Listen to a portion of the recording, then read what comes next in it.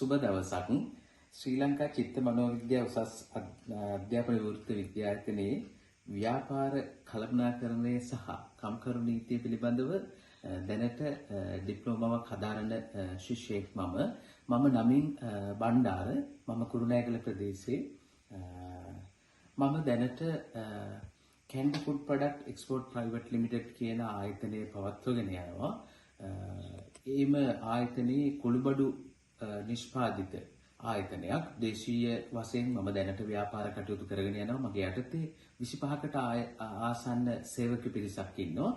ඒ නිසා මේ IDB ආයතනයේ ව්‍යාපාර කළමනාකරණය සහ කම්කරු නීතිය මට මගේ ගමනට ඉදිරි ගමනට ඉතා වැදගත් වෙයි, පිටුවහලක් වෙයි කියන හේතුව මත මම මේ ඩිප්ලෝමාව තෝරගත්තා.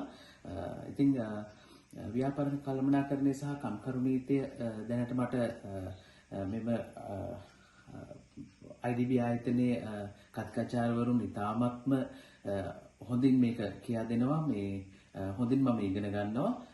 මගේ බලාපොරොත්තුව ශ්‍රී ලංකාවෙන් ඔබ්බට ගිහිල්ලා මගේ ව්‍යාපාර කටයුතු දියුණු කරගන්න.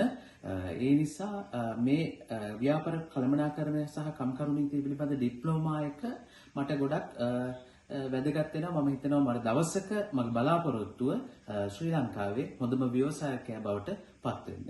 සියලු දෙනාට ගොඩක් ස්තුතියි.